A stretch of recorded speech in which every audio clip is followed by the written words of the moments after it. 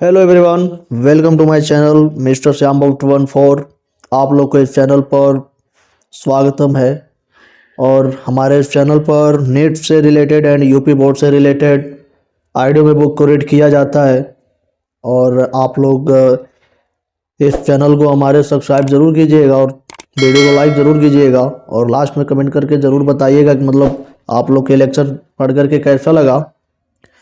हम लोग कल तक देखे थे कि आरएनए के प्रकार व अनुलेखन का प्रक्रम पूरा डिटेल में देख चुके हैं। अब नेक्स्ट टॉपिक आज कंटिन्यू किया जाएगा कि आनुवंशिक कोड यानी जेनेटिक कोडान क्या होता है, उसके बारे में डिटेल आज हम लोग चर्चा करेंगे इस वीडियो में। तो हम लोग शुरू करते हैं कि आनुवंशिक कोड यानी जेनेटिक कोडान किसे कहते हैं। इसके बारे में आज डिटेल में हम लोग देखा जाएगा कि जेनेटिक कोडान क्या होता है और जेनेटिक कोडान किस वैज्ञानिक ने नाम दिया, उनके बारे में डिटेल में आज देखा जाएगा। तो जेनेटिक कोडान जो होता है, आनुवंशिक कोड जो होता है, यह जॉर्ज गेमो एक साइंटिस्ट थे। ये जॉर्ज गेमो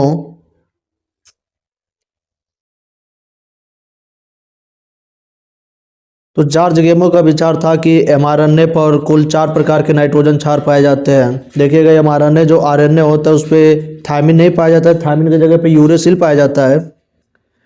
तो एमआरएनए पर कुल 4 प्रकार के नाइट्रोजन क्षार पाए जाते हैं, जो ए होता है और एक जी होगा और एक यू होगा और एक सी होता है, यानी adenine, guanine, uracil, cytosine. MRNA पर 4 प्रकार के नाइट्रोजन क्षार पाए जाते हैं और यही नाइट्रोजन क्षार अलग अलग क्रम में 3 नाइट्रोजन क्षार मिलकर एक कोडॉन बनाते हैं और कोडॉन हमेशा त्रिक होता है।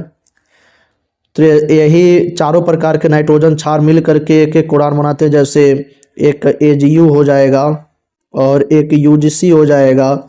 इसी तरह मिल करके कुल 64 प्रकार के कोडान बनाते हैं और कोडान हमेशा ट्रिपलेट यानी त्रिक होते हैं। तो अब इसके बारे में आनुवंशिक कोड के बारे में देखते हैं कि आनुवंशिक कोड प्रतिकृति व अनुलेखन के दौरान न्यूक्लिक अम्ल के दूसरे न्यूक्लिक अम्ल का प्रतिलिपिकरण होता है। जो आनुवंशिक कूट होता है वो प्रतिकृति यानी रेप्लिकेशन व अनुलेखन एंड ट्रांसक्रिप्शन के दौरान न्यूक्लिक अम्ल से दूसरे न्यूक्लिक अम्ल का प्रतिलिपिकरण होता है। इन प्रक्रमों को पूरकता के आधार पर समझना आसान है।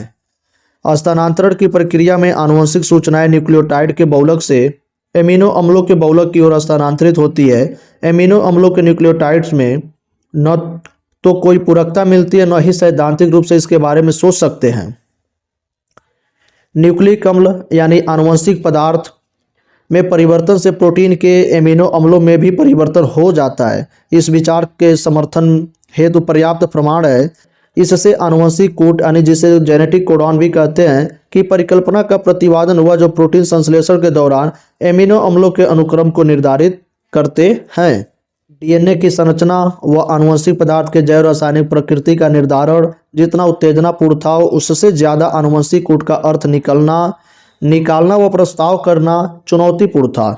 सही अर्थों में इसके लिए विभिन्न क्षेत्रों के वैज्ञानिकों और भौतिकवाद, कार्बनिक रसायनविद, जैव रसायनज्ञ व आनुवंशिकविद के सहयोग से की आवश्यकता थी।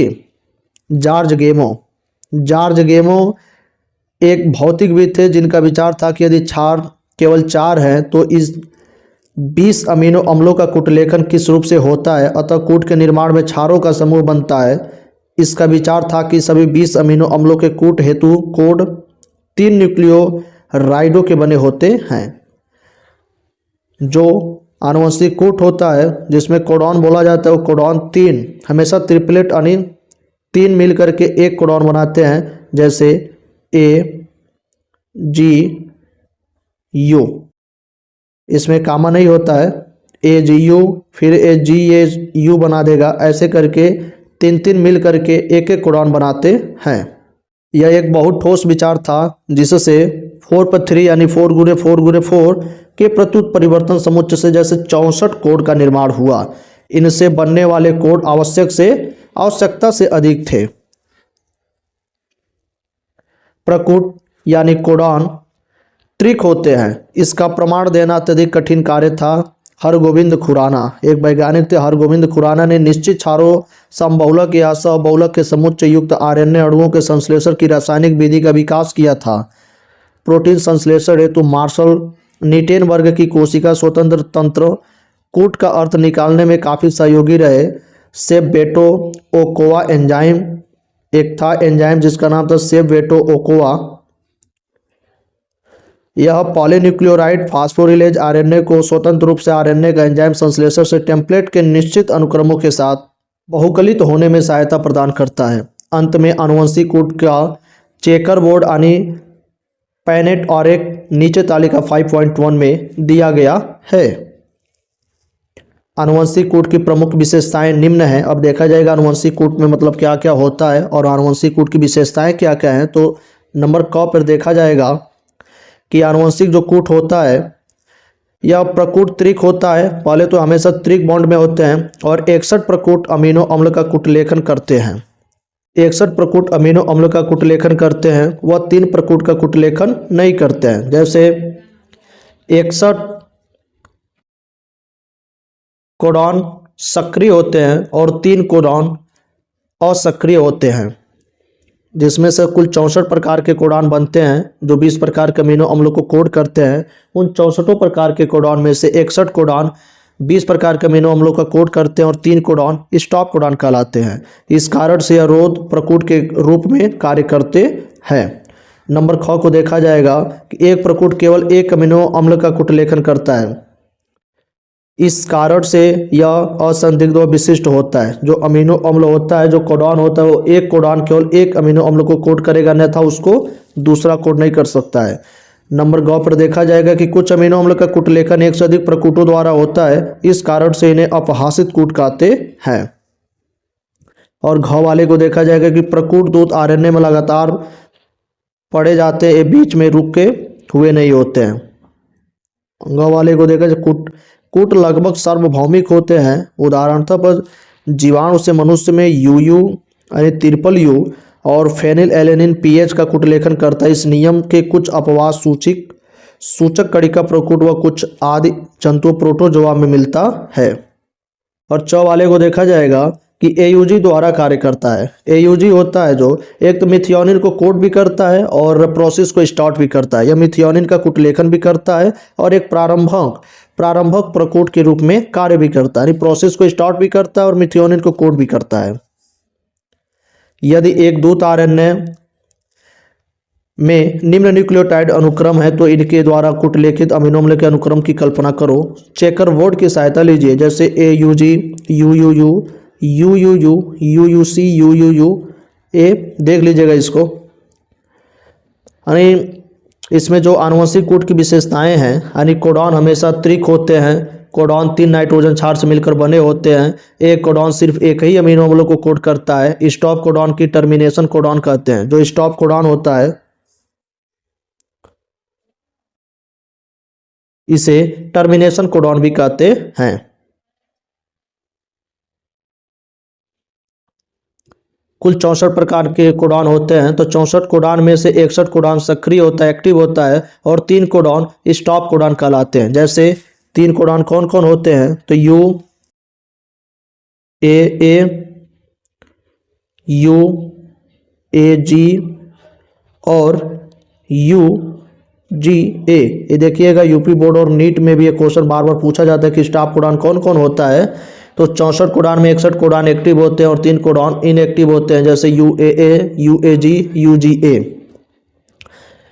कुछ अमीनो अम्लों का कूटलेखन एक से अधिक कोडॉन द्वारा होता है, इस कारण इन्हें डीजेनरेट कोडॉन कहते हैं। ये वाला प्रोसेस।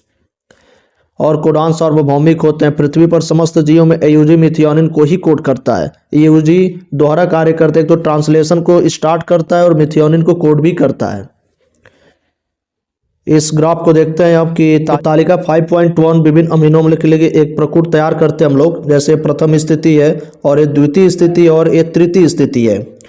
इधर 4 बॉक्स बनेगा UCAG, और इधर इन चारों को एक ही में कन्वर्ट करके और एक ही को पास में लिखा जाएगा, और इधर भी 4 ही खंड बनेगा, और फिर इधर भी 4 ही खंड तैयार होगा।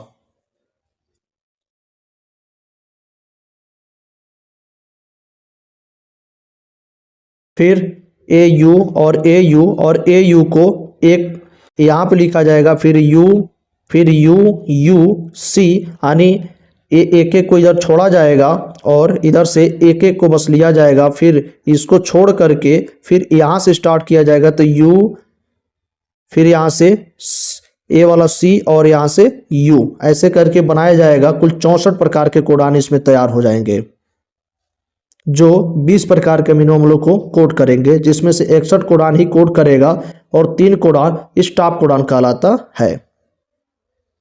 तो इसमें जो यू है वह फिनाइल एलेनिन को कोड करता है, ए वाला UAC, ये दोनों फिनाइल एलेनिन को कोड करता है, और UUA और UUG यह ल्यूसीन को कोड करता है, दोनों ल्यूसीन को कोड करता है। और ये जो चारों का चारों है ये भी ल्यूसीन को ही कोड करते हैं। और इसमें से और ये जो तीनों है ये आइसोल्यूसिन को कोड करता है, और ये एयूजी मिथियोनिन को कोड करता है, और ये चारों वायलिन को कोड करता है। फिर यहाँ पे ये जो चारों है ये सेरिन को कोड करता है, और ये जो चारों है वो प्रोलिन को कोड करता है, और ये जो चारों है वो थ्रियोनिन को कोड करता है, और ये जो चारों एलेनिन को कोड करता है। फिर ये जो 2 कोडान है यह थायरॉक्सिन को कोड करता है, और ये UAA और UAG स्टॉप कोडान है। फिर ये जो 2 कोडान है वह हिस्टिडीन को कोड करता है, और ये जो 2 कोडान है वह ग्लूटामिन को कोड करता है। और फिर ये जो 2 कोडान एस्परजिन को कोड करता है, और फिर ये जो 2 कोडान है लाइसिन को कोड करता है। फिर ये जो 2 कोडान है एस्परजिन को, फिर ये ग्लूटामिन को, ग्लूटामिक एसिड को कोड करता है। फिर ये जो 2 कोडान है एसिस्टीन को कोड करता है, और इसमें एक स्टॉप कोडान है UGA, और UGG ट्रिप्टोफेन को कोड करता है। और ये जो चारों को चारों आर्जिनिन को कोड करता है, और इसमें से 2 कोडाने सेरिन को कोड करता है, और 2 कोडाने आर्जिनिन को कोड करता है, और इसमें से चारों का चारों कोडाने ग्लाइसिन को कोड करता है। तो इसी तरह कुल 64 प्रकार के कोडान बनते हैं, जिनमें से 3 कोडान स्टॉप कोडान हैं और 61 कोडान सक्रिय कोडान हैं।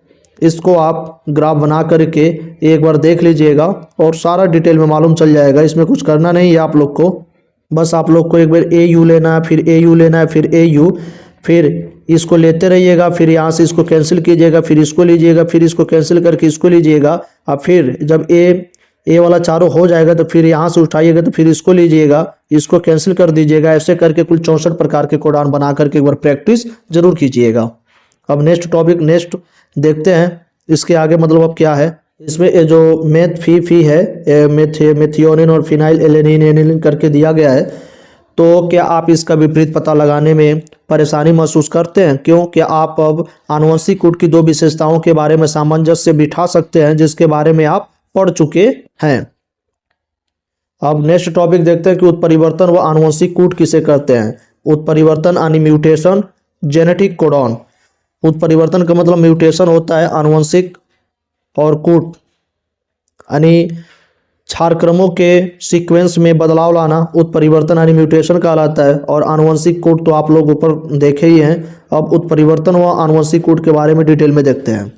जीन व DNA के बीच आपसी संबंधों को उत्परिवर्तन द्वारा अच्छे ढंग से समझा जा सकता है कि तुम उत्परिवर्तन और इसके प्रभाव के बारे में विस्तृत रूप से अध्याय 5 में पढ़ चुके हो। एक DNA के खंड में अधिक लोपन और पुनर्योजन के प्रभाव के बारे में आसानी से समझ सकते हैं कि इसके परिणाम स्वरूप जीन के कार्य की क्षति या वृद्धि होती है। बिंदु उत्परिवर्तन का एक प्रतिष्ठित उदाहरण था कि बीटा ग्लोबिन श्रृंखला के जीन में एक क्षार युग्म में परिवर्तन परिणाम स्वरूप अमीनो अम्ल अविशिष्ट ग्लूटामेट व से वैलिन में परिवर्तित होता है। इसके परिणाम स्वरूप होने वाले रोग जैसे दात्र कोशिका आरक्तता, जिसे सिकल सेल एनीमिया भी बोलते हैं, सिकल सेल एनीमिया बिंदु उत्परिवर्तन के कारण संरचनात्मक जीन में एक क्षार के प्रवेश या विलोपन के बारे में नीचे दिया गया साधारण उदाहरण के द्वारा अच्छी तरह से समझ सकते हैं। इस कथन पर ध्यान दो कि जो निम्न शब्दों से बनाया है, जिनमें 3 वर्ण अक्षर आनुवंशिक कूट की तरह मिलते हैं, जैसे राम, हास, रेड, कैप। ये 3-3 मतलब कैप करके 3-3 अक्षर मिल करके एक कूट की रचना यहाँ पर भी किया गया है। यदि हैश व रेड बीच अक्षर बी को डाला जाए और कथन को पुनर्योजित कर दिया जाए तो इसमें निम्नवत पढ़ा जाएगा। कैसे कि इसमें जो यदि बी को जो अक्षर बी है इसको पुनर्योजित करके डाला जाए, तो राम हैश बी को यहाँ पे डाल दिया गया है और DCA-P यहाँ पे कर दिया गया है। तो ठीक इसी तरह से उसी जगह पर जो ओ अक्षर जो है जैसे B1, अब इसे निम्नवत पढ़ा जाए तो यहाँ पर B1 को डाल दिया गया है। अब हम एक साथ 3 अक्षरों को लेंगे, जैसे बिग डाले तो कम जो कथन को निम्नवत पढ़ा जाएगा, जैसे बिग को बीच में डाल दिया गया है। तो उपयुक्त अभ्यास को रेड अक्षरों यानी RED को एक के बाद विलोपित कर द्वारा संकेत है और यही त्रिक अक्षरों का वाक्य निम्नवत बनेगा। यही तीनों का तीनों फिर बनेगा, यानी एक को विलोपित कीजिए, एक को डालिए, तो फिर न्यू शब्द बनता ही जाएगा।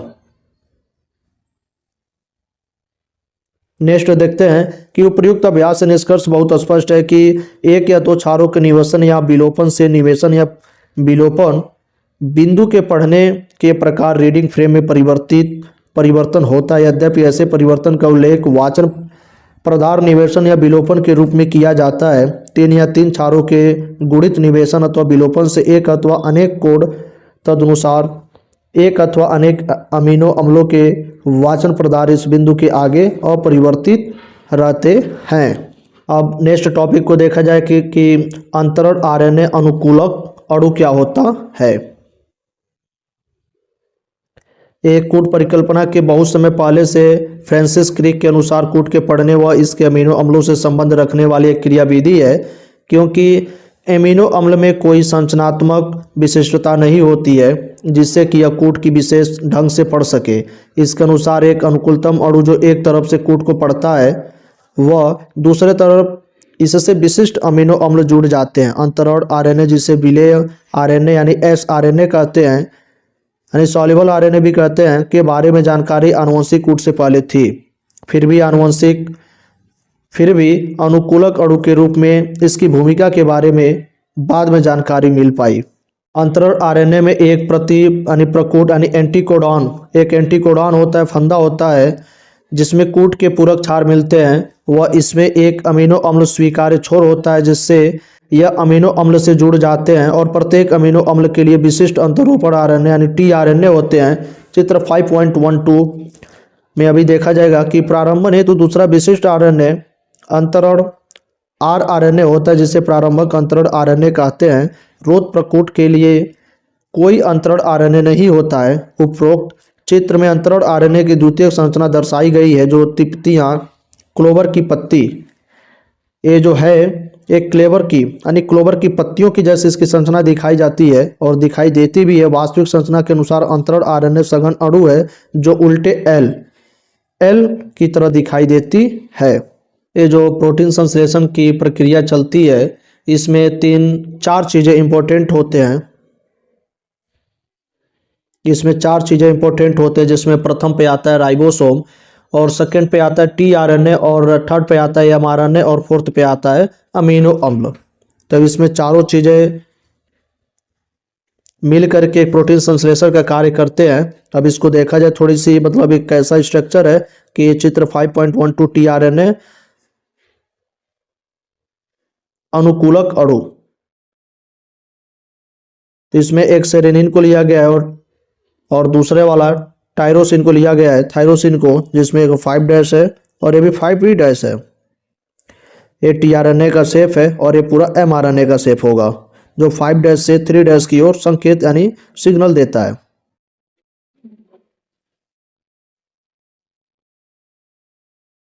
ये mRNA पर ये जो लगे होते हैं ये कोडॉन होते हैं और कोडॉन के जस्ट अपोजिट जो tRNA पर लाता है वो एंटी कोडॉन होता है। एक क्लोवर लीफ की तरह इसकी संरचना होती है और फिर यहाँ पे mRNA पर कोडॉन है और जो tRNA है उसका एंटी कोडॉन यहाँ पे है। तो इसका कोडॉन का जस्ट अपोजिट एंटी कोडॉन होता है। जैसे A का U होगा, G का C होगा, U का A होगा। क्योंकि mRNA पर थायमिन नहीं पाया जाता है, इसके जगह पे यूरेसिल पाया जाता है, जिसके वजह से यहाँ पे कोडॉन का अपोजिट एंटी कोडॉन U का A और A का U होगा। नेक्स्ट टॉपिक को देखते हैं कि स्थानांतरण रूपांतरण क्या है। एक स्थानांतरण यानी रूपांतरण क्या होता है। तो जो स्थानांतरण होता है या रूपांतरण भी कह सकते हैं वह प्रक्रिया है जिसमें अमीनो अम्लों के बहुकलन से पॉलीपेप्टाइड का निर्माण होता है। चित्र 5.13 में भी देखा जाएगा कि अमीनो अम्लों के क्रम व अनुक्रम दूध आरएनए में पाए जाने वाले क्षारों के अनुक्रम पर निर्भर करते हैं। अमीनो अम्ल पेप्टाइड बंध द्वारा जुड़े रहते हैं। जो अमीनो अम्ल होता है वो सारा पेप्टाइड बंध द्वारा जुड़े होते हैं। पेप्टाइड बंध के निर्माण में ऊर्जा की आवश्यकता होती है। इस कारण से प्रथम प्रावस्था में अमीनो अम्ल स्वयं एटीपी की उपस्थिति में सक्रिय हो जाते हैं व सजातीय अंतरण आरएनए से जुड़ जाते हैं। इस प्रक्रिया को अधिक स्पष्ट रूप से अंतरण आरएनए का अवशेषीकरण या अंतरण आरएनए एमिनो एसिलेशन कहते हैं। इस तरह से आवेशित दो अंतरण आरएनए का एक दूसरे से काफी पास में आने से उनमें पेप्टाइड बंध का निर्माण होता है। उत्प्रेरक की उपस्थिति में पेप्टाइड बंध बनने की दर बढ़ जाती है। कोशिकीय कारखाना जो प्रोटीन संश्लेषण के लिए आवश्यक है वह राइबोसोम है। जो प्रोटीन का कारखाना यानी प्रोटीन संश्लेषण के लिए जो सबसे ज़्यादा इंपॉर्टेंट है वह राइबोसोम होता है। यही ला करके जुड़ता है एमआरएनए पर। राइबोसोम संरचनात्मक आरएनए व लगभग 80S जो 80S का विभिन्न प्रोटीन से मिलकर बना होता है। यह अपनी निष्क्रिय अवस्था में दो एककों, एक बड़ी व एक एकक व एक छोटी उप एकक से मिलकर बना होता है। जो एक लार्ज होता है, एक स्मॉल सब यूनिट होता है। लार्ज सब यूनिट 60S का होता है और स्मॉल सब यूनिट 40S का होता है, लेकिन इन दोनों को मिलाकर के 80S बोला जाता है। तो जब छोटा उप एकक दूध आरएनए में मिलता है तब दूध आरएनए का प्रोटीन में स्थानांतरण की प्रक्रिया शुरू हो जाती है। बड़े उप एकक में दो स्थल होते हैं जिससे बाद में अमीनो अम्ल जुड़कर एक दूसरे के काफ़ी पास में आ जाते हैं, जिसमें पॉलीपेप्टाइड बंध बन जाता है। राइबोसोम पेप्टाइड बंध के निर्माण में उत्प्रेरक 23 राइबोसोमल आरएनए जीवाणु में एंजाइम राइबोजाइम का काम करता है। जो दूध आरएनए होता है में स्थानांतरण इकाई आरएनए का अनुक्रम है, जिसके किनारों पर प्रारंभ कूट एयूजी स्टार्ट कोडॉन होता है वह रोध प्रकूट स्टॉप कोडॉन मिलते हैं जो पॉलीपेप्टाइड का कूट लेखन करते हैं। दूध आरएनए में कुछ अतिरिक्त अनुक्रम होते हैं जो स्थानांतरित नहीं होते, उन्हें अस्थानांतरित स्थल यानी अनट्रांसलेटेड रीजन्स यूटीआर कहते हैं। यूटीआर दोनों 5' किनारा प्रारंभ प्रकूट के पहले व 3' किनारा रोध प्रकूट के बाद पर स्थित होता है। ये प्रभावी स्थानांतरण प्रक्रिया के लिए आवश्यक होते हैं। प्रारंभन हेतु राइबोसोम दूध आरएनए के प्रारंभक प्रकूट एयूजी से बंधता है, जिसकी पहचान प्रारंभक अंतरण आरएनए द्वारा की जाती है। राइबोसोम इसके बाद प्रोटीन संश्लेषण की दीर्घीकरण एलोंगेशन प्रवस्था की ओर बढ़ता है। इस अवस्था में एमिनो अम्ल अंतरण आरएनए से जुड़कर एक जटिल रचना का निर्माण करते हैं जो आगे चलकर अंतरण आरएनए के प्रति प्रकूट यानी एंटीकोडॉन से पूरक क्षार युग्म बनाकर दूध आरएनए के उचित प्रकूट से जुड़ जाते हैं। जो राइबोसोम होता है दूध आरएनए के साथ एक प्रकूट से दूसरे प्रकूट की ओर जाता है। एक के बाद एक अमीनो अम्ल के जुड़ने से पॉलीपेप्टाइड अनुक्रमों का स्थानांतरण होता है जो डीएनए द्वारा निर्देशित व दूध आरएनए द्वारा निरूपित होते हैं। अंत में विमोचक कारक का रोध प्रकूट से जुड़ने से स्थानांतरण प्रक्रिया का समापन हो जाता है व राइबोसोम से पूर्ण पॉलीपेप्टाइड अलग हो जाता है। इस प्रोसेस में प्रोटीन संश्लेषण जो प्रोसेस चलता है कि प्रोटीन संश्लेषण के लिए आवश्यक चीज़ें मतलब 4 चीज़ें आवश्यक होते हैं प्रोटीन संश्लेषण के लिए, जिसमें से पहला राइबोसोम ही ज़्यादा इंपॉर्टेंट होता है और एक टीआरएनए, एमआरएनए और अमीनो अम्ल होता है। जो राइबोसोम होता है जब राइबोसोम या एमआरएनए से आकर जुड़ेगा तभी प्रोटीन संश्लेषण की प्रक्रिया शुरू होती है। और जब टीआरएनए रहेगा वो अमीनो अम्लों को लेकर के एमआरएनए तक जाता है। और जो अमीनो अम्ल होता है हमारे शरीर में 20 प्रकार के अमीनो अम्ल पाए जाते हैं। प्रोटीन संश्लेषण को एयूजी कोडॉन शुरू करता है और अमीनो अम्ल टीआरएनए से आकर जुड़ जाता है। इसमें राइबोसोम के प्रकार में 2 प्रकार के होते हैं, एक 80S का राइबोसोम होता है और एक 70S का राइबोसोम होता है। यस जो होता है इसे सेडिमेंटेशन कोफिशिएंट भी बोला जाता है। और राइबोसोम जो होता है 80S ये भी 2 प्रकार का होता है, एक 60S का होता है और एक 40S का होता है। राइबोसोम की दोनों उप इकाइयाँ मैग्नीशियम आयन के द्वारा जुड़ी होती हैं। ये देखिएगा क्वेश्चन बार बार पूछता है कि राइबोसोम की दोनों उप इकाइयाँ किसके द्वारा जुड़ी होती हैं। तो राइबोसोम की दोनों उप इकाइयाँ मैग्नीशियम आयन के द्वारा जुड़ी होती हैं। जिसमें से 2 सब यूनिट होता है। जो 60 वाला होता है उसे लार्ज सब यूनिट कहते हैं, जो 40s वाला होता है उसे स्मॉल सब यूनिट कहते हैं। फिर जो लार्ज सब यूनिट होता है वह हट जाता है और स्मॉल सब यूनिट में टीआरएनए बाइंडिंग साइट बनाता है, 3 खंड बनाता है, और एमआरएनए बाइंडिंग साइट स्मॉल सब यूनिट पर ही होता है। टीआरएनए अमीनो अम्लों के साथ राइबोसोम के छोटे खंड स्मॉल सब यूनिट पर आकर जुड़ता है। अब ये राइबोसोम एमआरएनए के पास जाएगा और एमआरएनए पर प्रोटीन संश्लेषण शुरू होता है। उसके बाद से जैसे रिलीजिंग फैक्टर को जुड़ते ही अमीनो अम्ल की श्रृंखला अलग हो जाती है और राइबोसोम के दोनों सब यूनिट भी अलग अलग हो जाते हैं, और स्मॉल सब यूनिट भी अलग हो जाता है और लार्ज सब यूनिट भी अलग हो जाता है, और अमीनो अम्ल ढेर सारा अमीनो अम्ल मिल करके प्रोटीन का निर्माण करती हैं। और यही पूरा प्रोसेस, यही प्रक्रिया, यही प्रोटीन संश्लेषण की प्रक्रिया होती है। अब नेक्स्ट टॉपिक को देखते हैं कि नेक्स्ट टॉपिक में क्या है। नेक्स्ट टॉपिक है कि जीन अभिव्यक्ति का नियमन। जीन अभिव्यक्ति का नियमन देखा जाएगा कि जीन अभिव्यक्ति का नियमन क्या होता है। तो जीन अभिव्यक्ति के नियमन का बहुत व्यापक अर्थ है जो विभिन्न स्तरों पर होती है कि जीन अभिव्यक्ति के परिणाम स्वरूप पॉलीपेप्टाइड का निर्माण होता है, जिसे कई स्तरों पर नियमित कर सकते हैं। सुकेंद्रकी में नियमन कई स्तर पर हो सकता है। जैसे जो क है अनुलेखन स्तर यानी प्रारंभिक अनुलेखन का निर्माण होता है, और जो ख है वह संसाधन स्तर यानी संबंधन का नियमन होता है। जो ग है दूत आरएनए का केंद्रक से कोशिका प्रवण में अभिगमन होता है। जो घ स्थानांतरीय स्तर होता है। अब जीन अभिव्यक्ति का नियमन भी डिटेल में देखा जाए तो जो जीन कोशिका में अभिव्यक्त होकर एक विशेष कार्य या एक निश्चित कार्य को संपन्न करते हैं, उदाहरणतः जैसे ई कोलाई, एस्चेरिचिया कोलाई स्थित एंजाइम बीटा गैलेक्टोसाइडेज, डाइसैकेटाइज लैक्टोज का जल अपघटन कर गैलेक्टोज व ग्लूकोज का निर्माण करते हैं, जिसे जीवाणु ऊर्जा के स्रोत के रूप में प्रयोग करते हैं। लैक्टोज जो जीवाणु के ऊर्जा स्रोत है की अनुपस्थिति में बीटा गैलेक्टोसाइडेज एंजाइम का संश्लेषण नहीं होता है। इस कारण से साधारण शब्दों में कहा जाए तो यह एक उपापचयी शरीर क्रियात्मक या वातावरण स्थित है जो जीन की अभिव्यक्ति को नियमित करती है।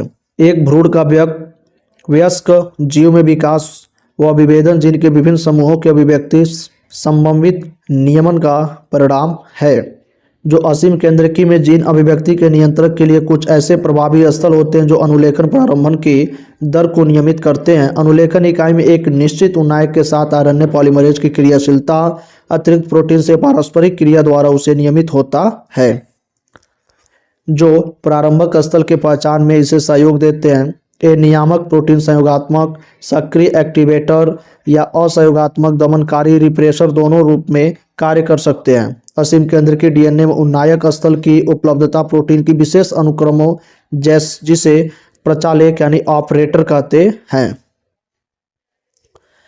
से अन्योन्य क्रिया द्वारा नियमित होती रहती है। अधिकतर प्रचालक ओपेरॉन में प्रचालक स्थल उन्नायक भाग के पास में ही स्थित होता है और अधिकतर स्थिति में प्रचालक के अनुक्रम दमनकारी प्रोटीन से बंध जाते हैं। प्रत्येक ओपेरॉन का अपना विशिष्ट प्रचालक व दमनकारी रिप्रेशर होता है। उदाहरण में लैग प्रचालक होता है। केवल लैग प्रचालक LAC ऑपरेटर में मिलता है। यह विशेष रूप से लैग दमनकारी LAC रिप्रेशर से आपसी क्रिया करता है। एक देखिएगा यूपी बोर्ड एग्जाम में पूछता एक जीन एक एंजाइम परिकल्पना किसने दिया था। इसी पे एक जीन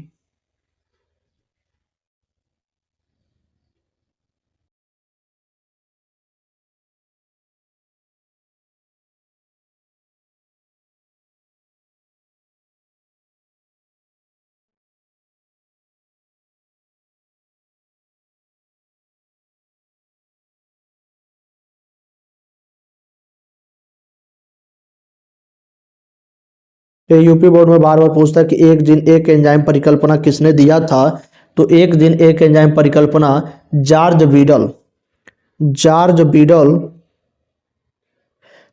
बीडल व एडवर्ड टेटम ने दिया था। इन्होंने न्यूरोस्पोरा क्रेसा नामक कवक पर अपने प्रयोग किए थे। वह बताया कि एक एंजाइम को संश्लेषण को एक जीन नियंत्रित करता है, यानी एक एंजाइम के संश्लेषण को एक जीन नियंत्रित करता है। अभी इसको डिटेल में देखा जाएगा कि ये जो एक जीन नियामक वाले जो टॉपिक है तो इसमें एक नेक्स्ट टॉपिक को देखा जाए कि लैग प्रचालक यानी लैग ओपेरॉन क्या होता है, और उसी में ये वाला जो टॉपिक इसको डिटेल में करके कन्वर्ट करके इसमें अभी बताया जाएगा कि लैग प्रचालक लैग ओपेरॉन में क्या प्रोसेस से चलता है और कैसे होता है। तो जो लैग प्रचालक यानी लैग ओपेरॉन होता है, यह लैग ओपेरॉन के बारे में स्पष्ट जानकारी आनुवंशिक विज्ञ फ्रैंकवास जैकब और जैकबे मोनार्ड, फ्रैंकवास जैकब और जैव रासायनिक विज्ञ जैकबे मोनार्ड ने के आपसी प्रयास से हो पाई है लैग प्रचालक। उन्हीं पहली बार अनुलेखनीय नियमित तंत्र के बारे में बताया कि लैग प्रचालक, यहाँ लैग का मतलब लैक्टोज होता है, तो यहाँ पर लैग है, यह लैक्टोज से मतलब इसका, में पॉलीसिस्ट्रॉनिक संरचनात्मक जीन का नियमन एक समान उन्नायक व नियामक जीन द्वारा होता है। इस तरह की व्यवस्था जीवाणु में बहुत सामान्य से प्रचालक यानी ओपेरॉन कहते हैं। ऐसे कुछ उदाहरण है जैसे लैग प्रचालक यानी LSC ओपेटॉन, ट्रिप प्रचालक यानी TRP ओपेरॉन, एटा प्रचालक जिसे ARA ओपेरॉन बोलते हैं, और हिस प्रचालक जैसे HIS ओपेरॉन होता है, और वेल प्रचालक यानी BAL ओपेरॉन आदि होता है। तो जो लैग प्रचालक एक नियामक जीन आई, एक इसमें जीन होता है आई, यहाँ आई का मतलब प्रेरक इंड्यूसर से है, एक प्रोटीन होता है इंड्यूसर नहीं, बल्कि यह शब्द मंदक इनहिबिटर से किया गया है, और 3 संरचनात्मक जीन जिसे ZYA से मिलकर बना होता है। आई जो जीन लैग प्रचालक के दमनकारी का कुटलेखन करता है, Z gene beta galactosidase beta ग्लॉन बी गैल का कुटलेखन करता है, और जो डाइसेकेटाइज लैक्टोज के जल विघटन से एकलक इकाई गैलेक्टोज व ग्लूकोज का निर्माण करता है। वाई एक वाई होता है, एक ZYA होता है जो जीन परमीएज का कुटलेखन करता है, जो कोशिका के लिए बीटा गैलेक्टोसाइडेज की पारगम्यता को बढ़ता है। जीन ए द्वारा ट्रांससिटिलेज का कुटलेखन होता है। इस तरह के लैग प्रचालक के सभी तीनों जीन के उत्पाद लैक्टोज उपापचय के लिए आवश्यक है। दूसरे अन्य प्रचालकों का प्रचालक में उपस्थित जीन समान संबंधित उपापचयी पथ में एक साथ कार्य करते हैं, चित्र 5.14 में भी देखा जाएगा। तो लैक्टोज एंजाइम बीटा गैलेक्टोसाइडेज के लिए क्रियाधार का काम करता है, जो प्रचालक की सक्रियता के आरंभ यानी ऑन या निष्क्रियता समाप्त यानी ऑफ, एक ऑन होता है और एक ऑफ होता है। अभी डिटेल में इसको देखा जा रहा है कि को नियमित करता है, इसे प्रेरक कहते हैं। सबसे उपयुक्त कार्बन स्रोत ग्लूकोज की अनुपस्थिति में यदि जीवाणु के संवर्धन माध्यम में लैक्टोज डाल दिया जाता है, तब परमिएट की क्रिया द्वारा लैक्टोज कोशिका के अंदर अभिगमन करता है। यदि कोशिका में लैग प्रचालक की अभिव्यक्ति निम्न स्तर पर हमेशा बनी रहती है, तो अन्यथा लैक्टोज कोशिकाओं के भीतर प्रवेश नहीं कर सकता है। इसके बाद लैक्टोज प्रचालक को निम्न ढंग से प्रेरित करता है। प्रचालक का दमनकारी यानी जो आई है जीन द्वारा संश्लेषित हमेशा उपस्थित रहता है। दमनकारी प्रोटीन प्रचालक के प्रचालक स्थल से बंध कर RNA पॉलीमरेज को निष्क्रिय कर देता है, जिससे प्रचालक अनुलेखित नहीं हो पाता है, और प्रेरक जैसे लैक्टोज यानी एलोलैक्टोज की उपस्थिति में दमनकारी प्रेरक से क्रियाकार निष्क्रिय हो जाता है। इसके फलस्वरूप RNA पॉलीमरेज उन्नायक से बंध कर अनुलेखन की शुरुआत करता है, चित्र 5.14। लैग प्रचालक के नियमन को इसके क्रियाधार द्वारा एंजाइम के संश्लेषण के लिए निरूपित किया जा सकता है। याद रखो, लैग प्रचालक के लिए ग्लूकोज या लैक्टोज गैलेक्टोज प्रेरक के रूप में कार्य नहीं कर सकता। क्या तुम बता सकते हो कि लैक्टोज की उपस्थिति में कब तक लैग प्रचालक अभिव्यक्त हो सकता है? दमनकारी द्वारा लैग प्रचालक के नियमन को ऋणात्मक नियमन यानी निगेटिव रेगुलेशन कहते हैं। लैग प्रचालक धनात्मक नियमन पॉजिटिव रेगुलेशन के नियंत्रण में भी हो सकता है, लेकिन इस स्तर पर इसके बारे में चर्चा नहीं की जाएगी। अब देखा जाए कि डिटेल में लैग प्रचालक क्या होता है। तो चित्र 5.14 लैग ओपेरॉन, इसके बारे में अब डिटेल में देखा जाए।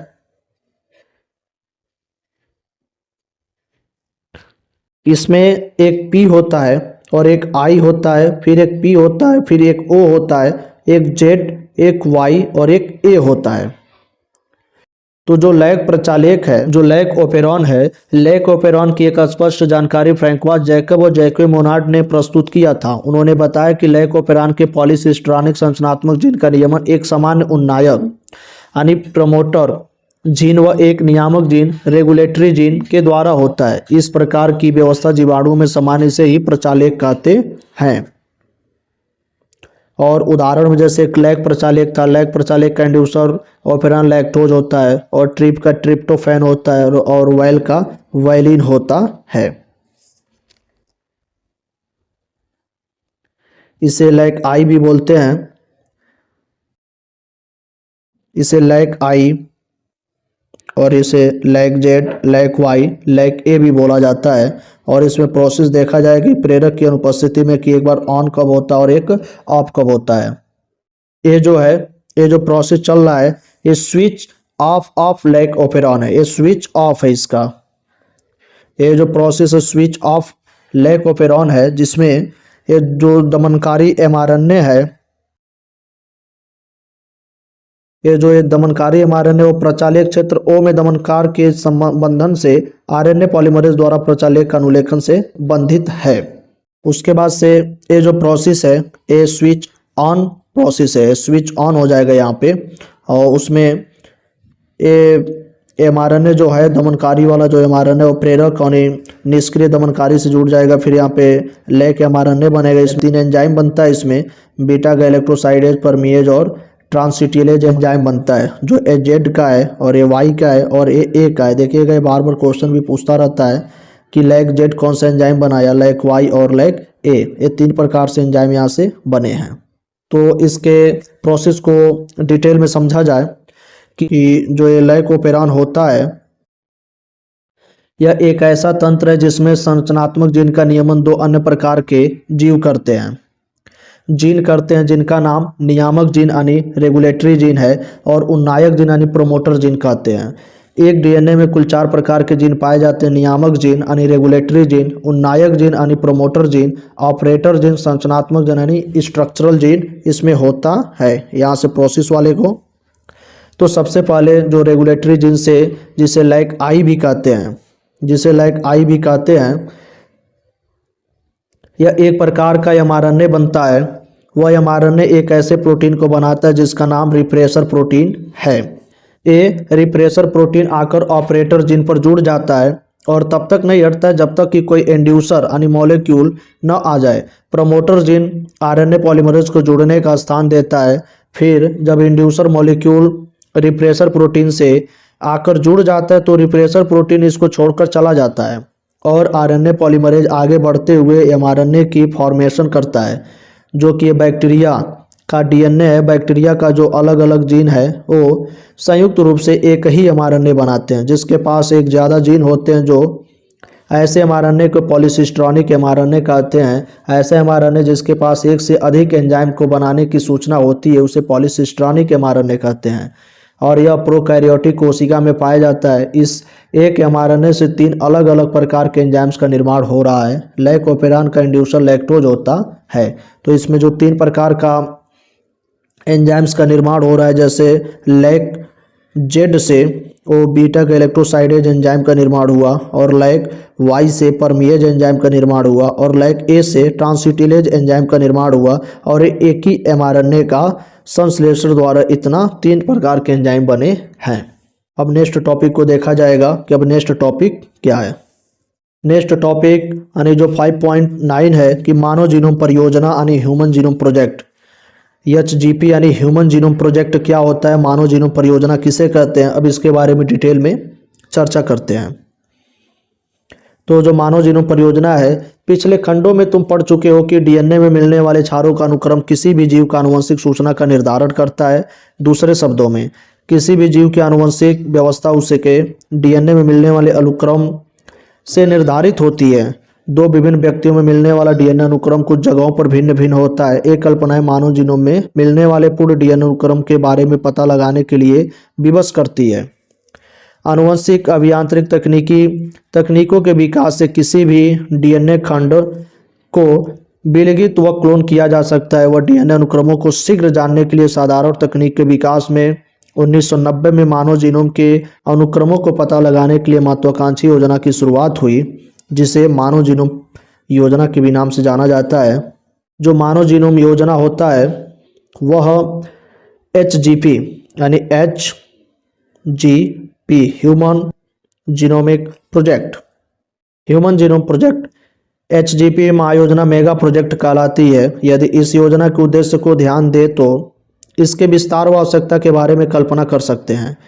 अब इसको मानव जीनोम परियोजना के बारे में देखा जाए कि मानव जीनोम में लगभग 3×10⁹ क्षार युग्म मिलते हैं। जो मानव जीनोम में लगभग जो बेस युग्म यानी क्षार मिलते हैं, बेस पेयर, वह 3×10⁹ क्षार युग्म मिलते हैं। यदि अनुक्रम जानने के लिए प्रति क्षार $3 USS खर्च होते हैं तो पूरी योजना पर खर्च होने वाली लागत लगभग $9 बिलियन होगा। प्राप्त अनुक्रमों को टंकणित रूप में किताब में संग्रहित किया जाए तो जिसके प्रत्येक पृष्ठ में 1000 अक्षर हो, तो इस प्रकार इस किताब में 1000 पृष्ठ होंगे। तब इस तरह से एक मानव कोशिका के डीएनए सूचनाओं को संकलित करने हेतु 3300 किताबों की आवश्यकता होगी। इस प्रकार बड़ी संख्या में आंकड़ों की प्राप्ति के लिए उच्च गतिकीय संगणक साधन की आवश्यकता होगी, जिससे आंकड़ों के संग्रह, विश्लेषण और पुनः उपयोग में सहायता मिलता है। एचजीपी के बारे में जानकारी जीव विज्ञान के इस नए क्षेत्र का तेजी से विस्तार से संभव हो पाया, जिसे जैव सूचना विज्ञान यानी बायो इन्फॉर्मेटिक्स कहते हैं। जो मानव जीनोम परियोजना होता है उसके बारे में डिटेल में अब देखा जाए कि मतलब मानव जीनोम परियोजना कहता क्या है। तो जो मानव जीनोम परियोजना होता है ये सन 1990 में मनुष्य के जीनोम में उपस्थित नाइट्रोजनी क्षारों के अनुक्रमों को पता लगाने के लिए एक महत्वाकांक्षी योजना की शुरुआत हुई, जिसे मानव जीनोम परियोजना कहते हैं। इसका करेक्ट डिफिनेशन है, यह डीएनए की इकाइयों को जीन भी कहते हैं। डीएनए में 3 बिलियन नाइट्रोजन क्षार पाए जाते हैं, जिससे 30,000 जीन मनुष्य में पाए जाते हैं। और इसका लक्ष्य था कि लगभग 20,000 से 25,000 सभी जीनों के बारे में पता लगाना और मानव डीएनए को बनाने वाले 3 बिलियन नाइट्रोजनी क्षार यानी नाइट्रोजनी बेस के अनुक्रमों का पता लगाना और उपरोक्त जानकारी को आंकड़े के रूप में संग्रहित करना। क वाले को देखा जाए कि मानव डीएनए में मिलने वाले एचजीपी के कुछ महत्वपूर्ण लक्ष्य निर्धारित हैं। लक्ष्य को पहले देखा जाए कि लगभग 20,000 से 25,000 सभी जीनों के बारे में पता लगाना। जो फर्स्ट लक्ष्य था वो 20,000 से 25,000 जीनों के बारे में पता लगाना, ये फर्स्ट लक्ष्य था।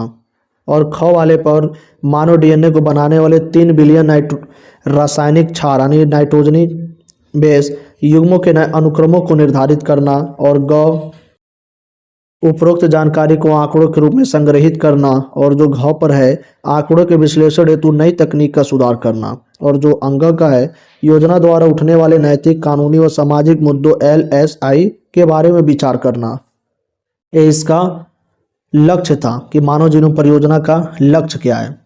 तो मानव जीनोम परियोजना 13 वर्ष की योजना का, जिसे अमेरिकी ऊर्जा विभाग, US डिपार्टमेंट ऑफ एनर्जी व राष्ट्रीय स्वास्थ्य संस्थान नेशनल इंस्टीट्यूट ऑफ हेल्थ द्वारा सहयोग प्राप्त था। प्रारंभिक वर्षों में वेलकम न्यास UK की एचजीपी में भागीदारी थी और बाद में जापान, फ्रांस, जर्मनी, चीन व अन्य देशों द्वारा सहयोग प्रदान किया गया। यह योजना 2003 में पूर्ण हो गई। विभिन्न व्यक्तियों में मिलने वाले डीएनए की विभिन्नता के बारे में प्राप्त जानकारी से मानव में मिलने वाले हजारों अनियमितताओं के बारे में पहचानने, उपचार करने व कुछ हद तक उसको रोकने में सहायता मिलती है। इसके अतिरिक्त मानव जीव विज्ञान के सुरागों को समझने, अमानवीय जीवों के डीएनए अनुक्रमों की प्राप्ति, जानकारी के आधार पर उनकी प्रतिकृति क्षमताओं का उपयोग कर स्वास्थ्य सुरक्षा, कृषि, ऊर्जा उत्पादन व पर्यावरण सुधार की दिशा में उठने वाली चुनौतियों को हल किया जा सकता है। कई अमानवीय प्रतिरूप जीवों गैस, जैसे कि ये जो गैसें हैं जीवाणु, ईस्ट, कियानो, हेर्पिटिज, एलिन गैस, स्वतंत्र अरोगजनक सूत्रकृमि, ड्रोसोफिला, ये जो फल मक्खी होता है, पौधा, धान व एब्रिडोप्सिस आदि के अनुक्रमों के बारे में जानकारी प्राप्त हुई है।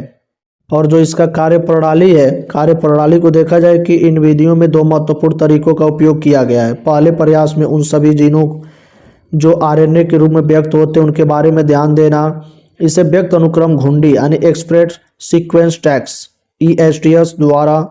दूसरा प्रयास यह है कि जीन में मिलने वाले सभी जीनोम के व्यक्तिक व अव्यक्तिक अनुक्रमों की जानकारी प्राप्त करना। उनके कार्यों को निर्धारित करना, इसे अनुक्रम टिप्पण या सीक्वेंस एनोटेशन कहते हैं। कोशिका के पूर्ण डीएनए में स्थित अनुक्रमों की जानकारी के लिए पहले इसे विलगित कर छोटे छोटे यादृच्छिक खंड याद करो। डीएनए एक बहुत लंबा बहुलक होता है। इस कारण से डीएनए के लंबे टुकड़े के अनुक्रमण में परेशानी होता है। बनाकर संवाहकों का उपयोग उचित अतिथि में भेज देते हैं। क्लोनिंग प्रत्येक डीएनए के प्रवर्धन में सहायता करता है, जिससे इन अनुक्रमों के बारे में जानकारी मिलना आसान हो जाता है। सामान्यतः उपयोगी अतिथेय जीवाणु व ईस्ट है और संवाहकों को बीएससी जीवाणु, कृत्रिम गुणसूत्र जैसे बैक्टीरियल आर्टिफिशियल क्रोमोसोम व वाईएसी ईस्ट कृमि, कृत्रिम गुणसूत्र ईस्ट आर्टिफिशियल क्रोमोसोम कहते हैं। नेक्स्ट को देखते हैं कि खंडों को स्वचालित डीएनए अनुक्रम डीएनए सीक्वेंसर जो फ्रेडरिक सेंगर व द्वारा विकसित विधि के सिद्धांत पर कार्य करता है का उपयोग कर अनुक्रमण करते हैं। कि याद करो, प्रोटीन में अमीनो अम्लों के अनुक्रमों को निर्धारित करने वाली विधि के विकास का श्रेय भी सेंगर को ही जाता है। इन अनुक्रमों को एक दूसरे में स्थित अंशछादन यानी ओवरलैपिंग के आधार पर व्यवस्थित करते हैं। अनुक्रमण हेतु अंशछादन खंडों का निर्माण होना आवश्यक है। इन अनुक्रमों को मनुष्य द्वारा पंक्तिबद्ध करना संभव नहीं है कि इस कारण से कंप्यूटर आधारित विशेष प्रक्रम प्रोग्राम के विकास की आवश्यकता है। चित्र 5.15 बाद में इन अनुक्रमों का टिप्पणी कर प्रत्येक गुणसूत्र के साथ निर्धारित किया गया गुणसूत्र का एक का अनुक्रम में मई 2006 या मानव के 24 गुणसूत्रों में अंतिम था। 22 और 3 लिंग गुणसूत्र और X तथा Y के अनुक्रम की आवश्यकता है। दूसरा चुनौतीपूर्ण कार्य जीनोम का आनुवंशिक और भौतिक नक्शे तैयार करना था। बहुरूपीय प्रतिबंधन एंडोन्यूक्लियेज पहचान स्थल और दोहराए गए डीएनए के अनुक्रम, जिसे सूक्ष्म अनसंघीय माइक्रोसैटेलाइट दोहराए गए डीएनए अनुक्रमों में बहुरूपीय का उपयोग के बारे में अगले खंड डीएनए फिंगरप्रिंटिंग में पढ़ेंगे कहते हैं। जो डीएनए वाला प्रोसेस होता है कि डीएनए का भाग जहाँ पुनरावृत्ति अनुक्रम मिलता है उस भाग को सैटेलाइट डीएनए कहते हैं। मनुष्य का डीएनए सभी में 99.9% समान होता है। बल्क जीनोमिक डीएनए सिर्फ 0.1% असमान होता है, जिसे सैटेलाइट डीएनए कहते हैं। अभी मिनी सैटेलाइट, माइक्रो सैटेलाइट के बारे में नीचे डिटेल में दिया गया है। और ये जो मानव जीनोम परियोजना का निरूपक आरेख है। नेक्स्ट देखते हैं कि मानव जीनोम की मुख्य विशेषताएं क्या हैं। लक्ष्य को तो देख लिया गया और इसकी विशेषताएं को भी देख लिया जाए कि मानव जीनोम की विशेषताएं क्या है। मुख्य इसका लक्ष्य तो देखे हैं कि लगभग 20,000 से 25,000 सभी जीनों के बारे में पता लगाना और जो मानव डीएनए को बनाने वाले 3 बिलियन नाइट्रोजनी क्षार थे उनके अनुक्रमों का पता लगाना, ये इसका लक्ष्य था। अब इसकी विशेषताएं को देखते हैं कि मानव जीनोम परियोजना से प्राप्त विशेष परीक्षण निम्नवत हैं। क वाले को देखा जाए कि मानव जीनोम 3164.7 करोड़ क्षार युग्म मिलते हैं। 3164.7 करोड़ क्षार युग्म मिलते हैं मानव जीनोम में। ख में देखा जाए कि औसतन प्रत्येक जीन में 3000 क्षार स्थित होते हैं, जिनके आकार में अधिक विभिन्नताएं हैं। मनुष्य को ज्ञात सबसे बड़ी जीन डिस्ट्रॉफिन, जो सबसे बड़ी जीन है मनुष्य में, उसे डिस्ट्रॉफिन कहते हैं, जिसमें 2.4 करोड़ क्षार युग्म मिलते हैं। एक क्वेश्चन बनता रहता है कि मनुष्य में सबसे बड़ी जीन कौन सा है, तो मनुष्य में सबसे बड़ी जीन डिस्ट्रॉफिन, जिसमें 2.4 करोड़ क्षार युग्म मिलते हैं। ग को देखा जाए कि जीन की संख्या 30,000 है, जो पहले ही अनुमानित संख्या 80,000 से 1,40,000 से काफ़ी कम है। लगभग सभी 99.9% लोगों में मिलने वाले न्यूक्लियोटाइड क्षार युग्म एक समान होते हैं। जो जीन मिलते हैं वो 99.9% लोगों में समान होते हैं, मात्र 0.1% लोगों में जीन असामान्य होते हैं।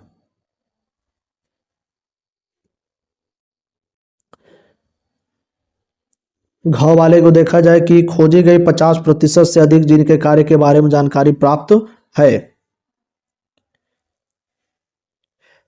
और जो अंगा वाला है कि 2% से कम जीनोम प्रोटीन का कुटलेखन करते हैं। जो 64 प्रकार के कोडॉन बने हैं और जो 20 प्रकार के अमीनो अम्लों को कोड करेंगे, वह केवल 2% ही जीनोम प्रोटीन का कुटलेखन करेंगे और 98% जीनोमिक प्रोटीन का कुटलेखन नहीं करते हैं, केवल 2% करते हैं। वाला देखा जाए कि मानव जीनोम के बहुत बड़े भाग का निर्माण पुनरावृत्ति अनुक्रम द्वारा होता है। जो मानव जीनोम होता है उसमें बहुत बड़ा भाग किसके माध्यम से होगा, तो पुनरावृत्ति अनुक्रम, जिसे रेपिटेटिव सीक्वेंस भी कहते हैं। 6 वाले को देखा जाए कि पुनरावृत्ति अनुक्रम डीएनए के फैले हुए भाग है जिनकी कभी कभी 100 से 1000 बार पुनरावृत्ति होती है, जिनके बारे में यह विचार है कि इनका सीधा कुटलेखन में कोई कार्य नहीं है, लेकिन इनसे गुणसूत्र की संरचना, गतिकी व विकास के बारे में जानकारी प्राप्त होती है। ज वाले को देखा जाए कि गुणसूत्र एक में सर्वाधिक जीन 2968 व वाई गुणसूत्र में सबसे कम जीन 231 मिलते हैं। झ वाले को देखा जाए कि वैज्ञानिकों ने मानव में लगभग 1.4 करोड़ जगहों पर अलग इकहरा क्षार यानी एसएनपीएस, एकल न्यूक्लियोटाइड बहुरूपता, सिंगल न्यूक्लियोटाइड पॉलीमॉर्फिज्म, जिसे स्निप्स कहा जाता है, का पता लगाया। उपरोक्त जानकारी से गुणसूत्रों में उन जगहों से रोग आधारित अनुक्रम मानव इतिहास का पता लगाने में सहायक है के बारे में जानकारी एकत्र करने में काफी सहयोग प्रदान किया। तो जो हम लोग जो विशेषताएं देखें फिर इसको दोहराते हैं कि मानव जीनोम में 3164.7 करोड़ नाइट्रोजन क्षार मिलते हैं। औसतन प्रत्येक जीन में 3000 नाइट्रोजन क्षार पाए जाते हैं। मनुष्य के जीनों में सबसे बड़ी जो जीन और डिस्ट्रोफिन होता है, जिसमें 2.4 करोड़ नाइट्रोजन बेस पाए जाते हैं। कुल जीनों की संख्या 30,000 होती है।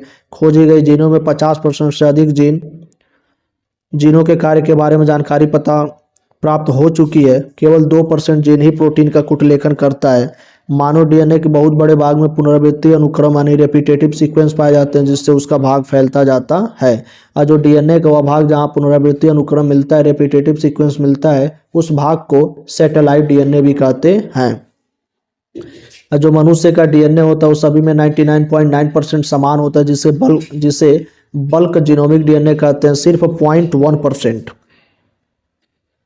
0.1% असमान होता है, जिसे सैटेलाइट डीएनए कहते हैं। सैटेलाइट डीएनए भी 2 प्रकार का होता है।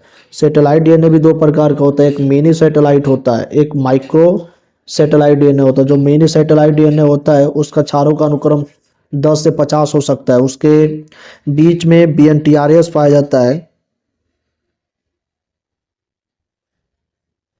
उसके बीच में एक नंबर पाया जाता है जिसका नाम है BNTRS। ये देखिएगा एग्जाम में इसका फुल फॉर्म भी पूछता है।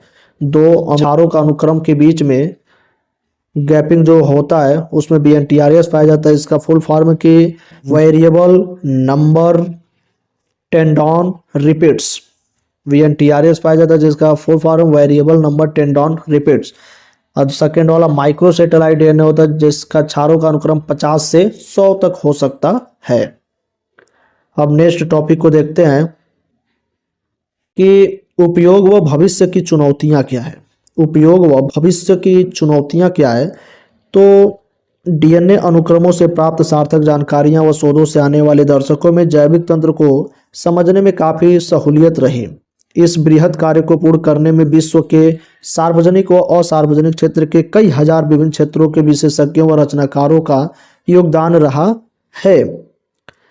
एचजी अनुक्रमों का सबसे महत्वपूर्ण प्रभाव यह रहा है कि जैविक अनुसंधानों में मूलतः नए आयामों का समावेश हो सका। पहले शोधकर्ता एक समय पर एक या कुछ जीन के बारे में ही अध्ययन कर पाते थे। पूर्ण जीनोम अनुक्रमों व नई तकनीकों के आधार पर अब काफी व्यापक स्तर व व्यवस्थित तरीके से उठने वाले प्रश्नों को हल करने में सहायता मिली है। इससे जीनोम में मिलने वाले सभी जीन के बारे में अध्ययन किया जा सका। उदाहरणार्थों की विशेष ऊतकों या अंग या अर्बुद में मिलने वाले सभी अनुलेखों व हजारों जीन व प्रोटीन आपस में जुड़े हुए तार की तरह कैसे कार्य करते हैं, इनसे प्राप्त जानकारी से जीवन के रसायन को वांछनीय बनाने में उपयोगी रहा है। अब तक के लिए धन्यवाद। अब मिलते हैं next topic next day. Next में देखा जाएगा कि डीएनए उंगली छापी यानी डीएनए फिंगरप्रिंटिंग क्या होता है, इसके बारे में नेक्स्ट डे देखते हैं। धन्यवाद दोस्तों।